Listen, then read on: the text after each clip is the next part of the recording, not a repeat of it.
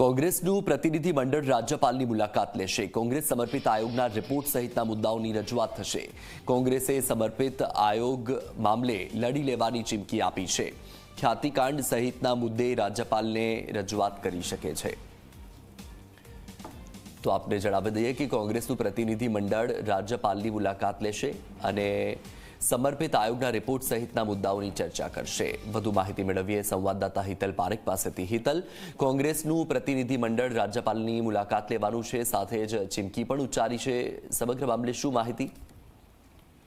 जी ચોક્કસ એવું કહી શકાય કે કોંગ્રેસના વરિષ્ઠ નેતાઓનું એક પ્રતિનિધિમંડળ આજે સાંજે રાજ્યપાલની મુલાકાત લેવાનું છે અને રાજ્યપાલ સમક્ષ રાજ્યની વર્તમાન પરિસ્થિતિ સંદર્ભે ચર્ચા વિચારણા કરશે અને તેમને આવેદનપત્ર પણ સુપ્રત કરશે, એ પ્રકારની જાણકારી મળી રહી છે। સ્વાભાવિક છે કે ગઈકાલે જ કોંગ્રેસના નેતા અમિત ચાવડાએ પ્રેસ કોન્ફરન્સ કરીને ક્યાંક ને ક્યાંક સમર્પિત આયોગનો જે રિપોર્ટ હજુ સરકારે પબ્લિક ડોમેનમાં નથી મૂક્યો, એ મૂકવાની માંગણી કરવામાં આવી હતી અને જો એક સપ્તાહમાં આ રિપોર્ટ નહીં મૂકવામાં આવે તો મુખ્યમંત્રી કાર્યાલય સામે ધરણા કરવાની પણ ચીમકી કોંગ્રેસ દ્વારા ઉચ્ચારવામાં આવી છે। એટલે સ્વાભાવિક છે કે રાજ્યપાલ સમક્ષ પણ આ સમર્પિત આયોગ ઓબીસી નો જે રિપોર્ટ છે 27% અનામત જેના કારણે આપવામાં આવી છે, એ રિપોર્ટ પબ્લિક ડોમેનમાં મૂકવાની રાજ્યપાલ સમક્ષ પણ કોંગ્રેસ દ્વારા માંગણી કરવામાં આવે એવી શક્યતાઓ વધારે જોવામાં આવી રહી છે। જી બિલકુલ હિતલ, માહિતી બદલ આભાર।